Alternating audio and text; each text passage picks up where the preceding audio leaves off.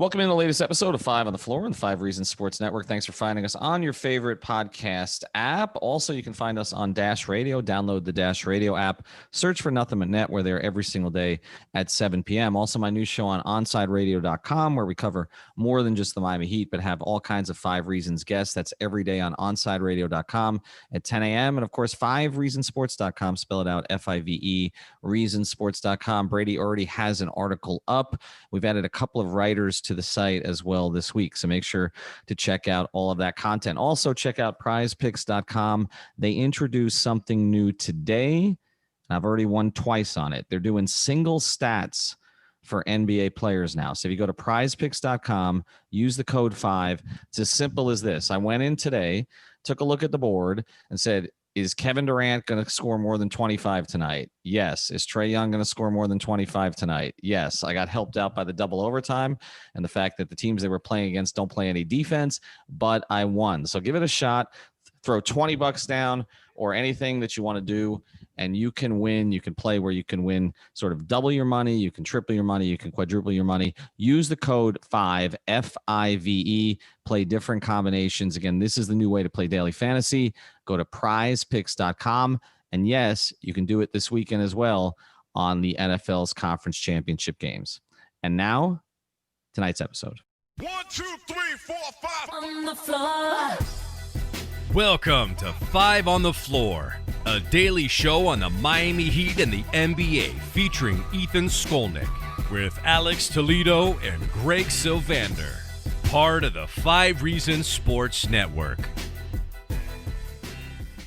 All right, Ethan Skolnick back on Five on the Floor. Full crew tonight here. We also got a full crew over on the YouTube channel, so make sure you check that out, Five Reasons Sports YouTube. We got Jonathan Ramlick, Adam Barai, and others are going to be over there tonight. I've got Alex Toledo, Tropical Blanket on Twitter, Greg Sylvander on Twitter. After the Miami Heat up their record to 6-7, they win in Tampa against Toronto, 111-102. They do it even while giving up 35 to Toronto in the second quarter. They close strong. They hold Toronto to just 44 in the second half, 19 in the fourth quarter.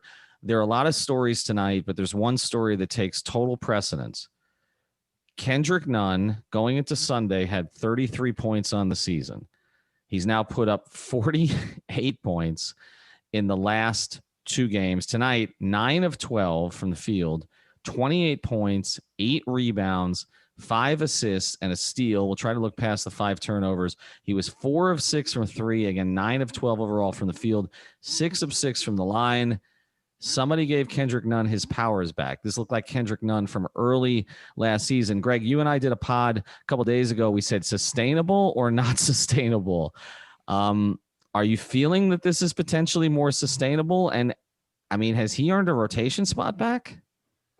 I think he has. I think that he has to. The last 2 games he's been particularly obviously the robust statistics, definitely indicate how awesome he's looked the last 2 games. But even prior to that, like I think back to the OKC game where he was like 4 of 6 from the field. And then against Detroit, he played a pretty, it was a bad game overall, but I think he shot 3 for 6. I'm now looking at it, had 7 points, 5 rebounds. So he was kind of building towards being productive. And now you see this like outburst 2 games in a row. You have to hope that it is something that is not sustainable to the degree that we've seen it the last 2 games. But if he can just be a productive player off of the bench and a scorer and a creator and a player that they can depend on at any level, I think it's a huge plus because obviously we've seen the weird nature of this season. So all good things from Kendrick Nunn. How long it lasts, that remains to be seen. Well, some of it, of course, will depend on when guys come back, and they're still waiting on Bradley, Hero, and Butler. So those are 3 guys that could obviously chew into a lot of those minutes. I want to get to you on Nunn on this here, Alex, but the thing to me that was really impressive about this win and why, other than the second Milwaukee game was the most impressive win of the year, even though Toronto has been scuffling a little this year, is that Miami did this again without Hero, without Butler, and without Bam and Dragic. I mean, Bam sort of took over late, and Goran got his scoring up to 17, but they really weren't the ones carrying the day. It was It was Nunn. It was Olynyk. I thought Iguodala was terrific tonight.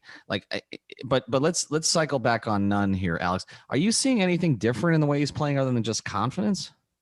No, I really think it is just that and a lot more decisiveness. And I'm not saying, he makes the best decisions. I think he showed again tonight that he's not a point guard. And, the Raptors have a lot of very good defenders. So I'm giving him credit here. Like, I think he did a really good job being a shot maker, which is what he was for all of last season. And he hadn't shown since the season was suspended the first time due to COVID. And for him to just come out 2 straight games, versus a bad team versus a good team, each and just put up buckets when his opportunity was given to him, like that obviously bodes well for the Heat. As far as the rotation, it's tough because I just don't know like when the team is healthy where he fits, because like I wouldn't want to take Avery Bradley out of the rotation for what he brings. Hero's a starter, Dragic coming off the bench. I guess you can run 3 guard lineups, but I've never been a huge fan of that. I'm not against Nunn being in the rotation in a vacuum. I just think it's tough with given the actual guys on the team when they're healthy. But we don't know when we're actually getting that iteration of the team. So as long as he's getting the opportunities and he's making the most out of it, that's good for them. Good for his trade value too. And it's a good point. We don't know when. I mean, they don't know when they're going to have everybody back. I think Hero. Maybe we're looking at one more game. I would expect to see Jimmy and Bradley. Maybe by the second Brooklyn game, we'll see. And again, Brooklyn, that was an interesting performance tonight. We'll talk about them a little bit more before the Heat end up playing the Nets for 2. But the thing about it with Nunn is he doesn't start the game. I mean, tonight, another new starting lineup, Vincent and Dragic in the backcourt with Robinson, Adebayo, and Olynyk. So essentially, they really didn't play any wings in the starting lineup. Like no Okpala, Harkless didn't play at all, right? You don't have Jimmy. So you go with... Yeah, and so you go, and then you come off the bench, and Iguodala played these big minutes. I mean, the thing for me with Kendrick again is, and this was pointed out again on the telecast. I think Reed and Crotty have been really on point with a lot of this stuff lately, and I think a lot more sort of open about things than I'm accustomed to hearing them. But they talked about what we talked about a lot is Kendrick being more of a willing passer and being more decisive about passing. And no, not every pass was perfect, but he did have 5 assists. And there were a couple of times, I mean, the pass out to Duncan for a 3 is not a pass I think that Kendrick would have made last year. So something's happening in practice. Not enough for Eric to have started him tonight over Vincent. I felt like the move to Vincent was to get the better defender in the starting lineup and if you look at it, I mean, they did a job on Lowry. Lowry tonight was 2 of 12, 1 of 10 from 3. He looked disconnected tonight. He had 10 rebounds and 7 assists. Now, Van Vliet had 24, but he didn't do the kind of damage he did against the Heat in the bubble. He was 7 of 18 from the floor, so 9 of 30 from the starting backcourt. And the other thing about Nunn is, you guys remember the team he struggled against the most last year was the Raptors. He was awful in that game in the bubble. That's kind of when we noticed that things were off with him. And he played well against length tonight. Yeah. And the other thing is that he just looked so much more active. I mean, like on the boards particularly is where I saw him like stealing rebounds from some of the big men. And like, that's the kind of stuff when you start to see a guy bouncy that way, he's starting to get a little bit of swagger and confidence. And Kendrick Nunn just may be a player that as he settles into his career is driven by the confidence factor. And, the thing we can't lose sight of is that he was competent enough on defense, as many guys were. And the story tonight, as much as the individual performance by Kendrick Nunn was amazing, it was the way that they switched defenses, possession over possession, and ultimately kind of confused and bogged down the Raptors. And 39% shooting only for the Raptors overall, 32% from 3. I mean, though that's the kind of Miami Heat defense that they've like to been attached to their identity and just haven't been able to get there for quite some time. Well, and they did it while he left Harkless and Okpala, 2 of the, I guess, wing defenders that we thought we might see in different roles this year on the bench. I mean, he played Max Strus 11 minutes tonight. That's the Vincent got 28. Right. And here's what I want to get to next is you mentioned the defense. I saw a number on Iguodala today about what he's holding his opponents to, like over the last 6 games, and it's something like 24% from the field. I thought he was great tonight. And it's not just the 3 threes, but just active everywhere. the 2 blocks, the steal, the quick hands. There are some nights where he looks really old, and there are some nights he looks like prime Iggy. And tonight was one of those nights where he looked like exactly what they needed. Like he kind of stitched their lineups together when he was out there. He was just a +2, but it felt better than that. I still feel I'm with you, Greg. They have to figure out a way to preserve him for the playoffs, but just to help them get through this stretch so they don't get buried in the standings. He's been big at times for them. Oh yeah, I mean there was a point in the game today where I think he had 10 points in 10 minutes or something like that is how it had shaken out to that point. So he was highly efficient hitting the threes. I know he turned around and said something to the bench after one in the corner. So, Iggy was feeling himself as well. And as much as they do have to hold him back, when you don't have Jimmy and you're trying to kind of get the team pointed in the right direction and start to, conjure up some victories, because it was a weird, rough stretch there when you lost 3 in a row. I think this is the type of game where you need to plug Iguodala in the regular season. And then there's a lot of other nights. If Jimmy is back, then you sit Iggy. Quote from Eric Spoelstra. This comes in from Brady Hawk, who's on the calls right now. Eric Spoelstra and Kendrick Nunn. Nunn is incredible competitive character. Not only do you have the confidence for him to respond, but you respect him so much that you're rooting for him. There are certain players that Eric Spoelstra just likes. I just got, from the beginning, you can just tell the way he talks about certain players. He likes Kendrick. He wants Kendrick to be successful. He talked about tonight. He said Kendrick Nunn is a playmaker. He works on his quarterback reads every single day. I love the kid. He's committed to his craft. And look, say this for Nunn. Again, there wasn't a lot for him to complain about because he was playing so poorly, but there would be some guys in his situation who would have complained about losing a starting job, basically because of COVID, essentially, going into the bubble. You haven't heard any complaints. I feel like they're still committed to him as long as he's here. The one other question on him, and then after the break, we'll get into some of the other things from tonight. I said, the other day, I don't think there's really a way to recover Kendrick Nunn's trade value. That's how it looked to me, because I didn't see him as a positive asset anymore if they were going to look to move him for someone else. I mean, could I be wrong, Greg? Like if he was to put together a stretch of 2 or 3 weeks, do you think teams start to pay attention to him again? Absolutely. Especially in a COVID season where, getting a viable 8-man rotation in a game can be a challenge. I think he absolutely redeems himself. But to your point, I don't think he will redeem himself enough to be more valuable as a trade asset than he will be playing well for the Heat in the rotation going forward through the balance of the year. It's interesting. And we'll have to see what happens with Bradley. To me, that's a big part of it. All right, we'll get to more tonight's game. I want to talk a little about Olynyk as well and some of the other things that happened tonight, Point Bam, etc. Before we do, though, I want to tell you about another great sponsor, the 5 Reasons Sports Network. They sponsor our streams over on the YouTube channel. Of course, that's Biscayne Bay Brewing Company.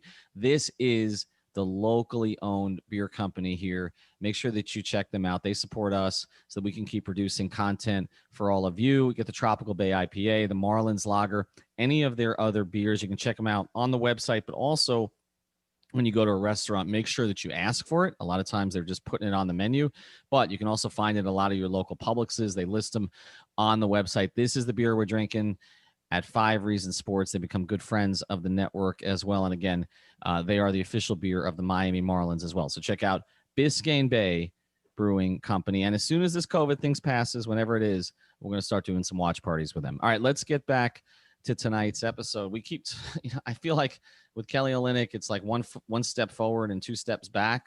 Tonight was a step forward. 5 of 10 from the field, 15 points, 8 rebounds, 8 assists. The Heat had tonight, okay, they had 29 assists on 39 baskets, which is a healthy percentage. 15 of their 29 assists tonight came from Bam or Olynyk. I'm not really sure there's another team in the league that would get that from their 2 bigs. Sometimes we get frustrated with the rebounding with Olynyk. Tonight he had 8, Bam had 13.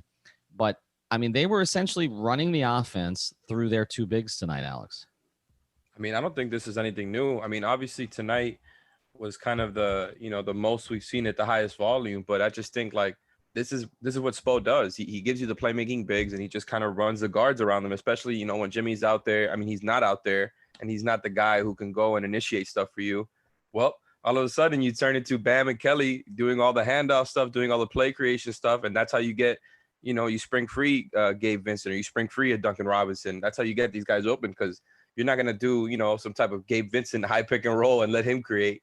And I just think it makes a lot of sense. And obviously it can get repetitive because you're missing guys, and that wasn't really the formula that Spo wanted. But when you got this type of situation with those guys out, and you've got literally just 4 shooters next to Bam and 3 shooters next to Kelly, like, I just think that's kind of the way you got to do it. And this inverted offense stuff is one of my favorite things about Spo and how creative he is. Like, I love that part. And, Bam just giving you advanced reads there at the end of the game, possession after possession, I thought was great.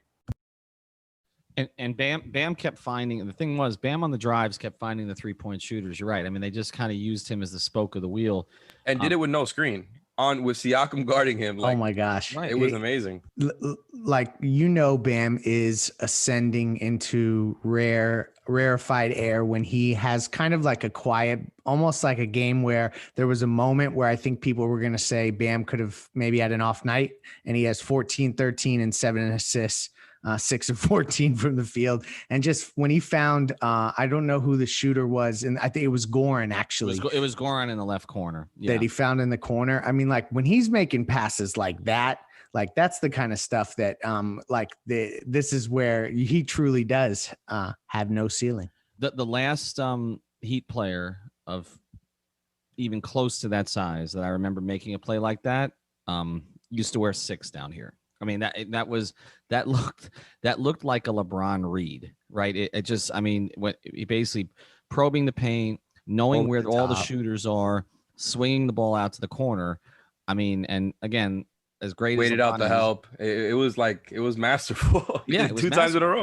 Yeah, I mean, you're talking about a guy that was Luka stuff right there. Yeah, a guy at that size doing that was pretty tremendous. All right, I want to focus a little on the opponent tonight before we close. The Raptors are a team that was up there ahead of the Heat last year. Everybody I think felt they overachieved last year. I don't know. They just, a lot of their parts don't look right to me, Greg. Like, no, Siakam they need to reset. Right? Siakam still isn't what he was. I mean, Lowry's been really good this year, so tonight was an off night. Baines has given them nothing though. Right? So even though they've got the sort of they've got a mini leap from Boucher, I don't know if, I mean, the Raptors, to me, they don't even look like a threat in the East this year. Yeah. I mean, there's elements of their roster that I still like. And obviously if they can keep, the front office intact, that's going to help things tremendously in terms of whatever the soft reset or whatever it has to be. But I mean, if you think about that, they split their mid-level between Aaron Baines and Alex Len, and they cut Alex Len today, $2.6 million guaranteed, and they just released him today. And then Baines, with the rest of the mid-level, and he's not been productive at all.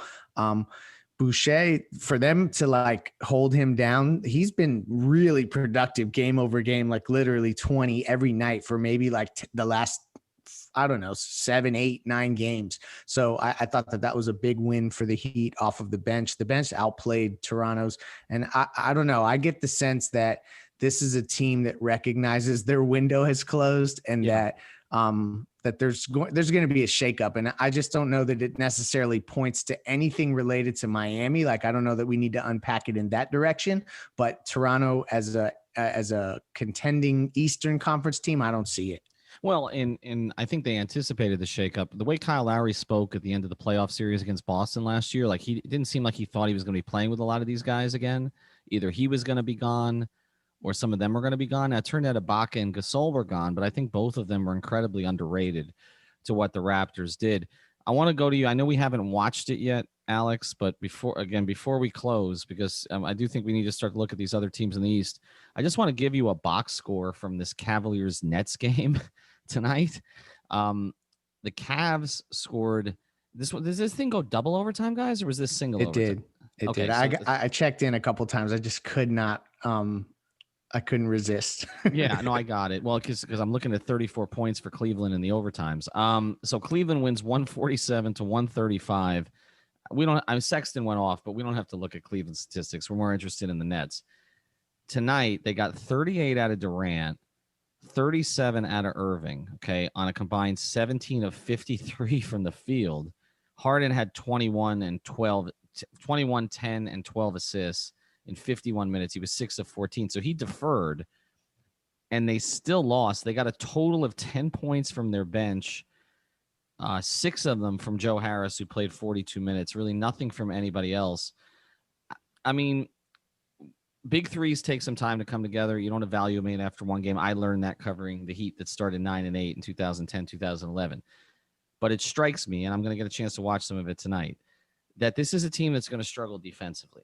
Right, Alex? I mean, on paper, at least? On paper, no doubt. And I think that was what we kind of looked at even going into the season before the Harden trade. And then, they traded their biggest rim protector in Jared Allen, who I think is still a lot better than DeAndre Jordan, who I guess is just a fill-in center there. Hey, and Jared Allen balled out tonight.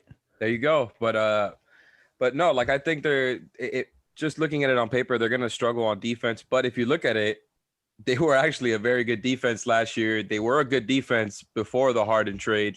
They were going down, but I believe they were still in the top 14. So I wonder if they're going to be able to make it up. But I still think that's a team that, you get them in the playoffs and you have guys there that I think you can hunt or try to score on for sure. But the offensive side, man, I just don't know how you guard that team when they're rolling. They're going to be moving the ball around like that.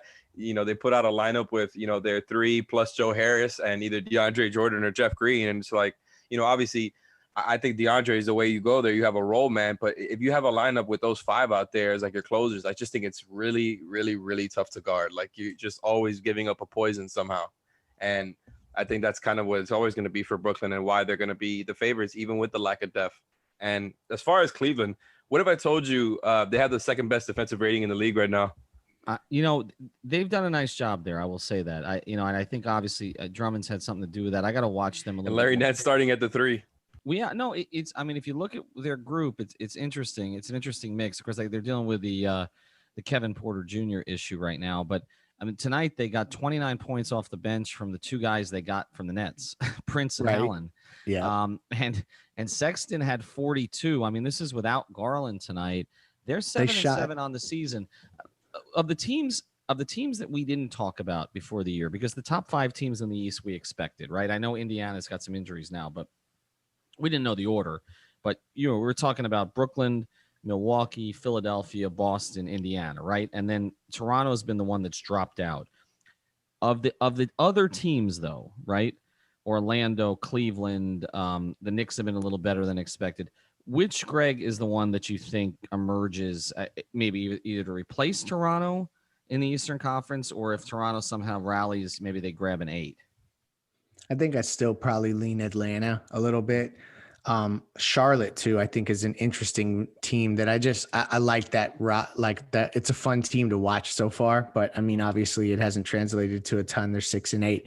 Those are the 2 though that jump out at me. I am buying no New York Knicks stock. I don't care how well Julius Randle plays. And the Magic, I don't know. There's something there that also feels like they're just avoiding the inevitable soft reset as well, because they just want to be in the playoff hunt. So I would say I do like what Cleveland has pulled together. I mean, they shot 20 of 40 from 3 tonight, 50% on the dot. That's just insane. So maybe they are, but any of these teams are all first round exits, no matter, which ones get kind of 6 through 8. Yeah, Charlotte's got this crazy assist percentage now, which is the best assist percentage in 4 years. I mean, there's no question LaMelo has been good. All right, we'll get back. He's coming off the bench. I know. We'll get back to the Heat tomorrow a little bit more. Again, check out our sponsors. Go to PrizePicks.com. Use the code 5 FIVE. Use their single stat format. Of course, our friends over at Biscayne Bay Brewing as well. Have a good night. Thank you for listening to the 5 on the Floor on the 5 Regional Sports Network.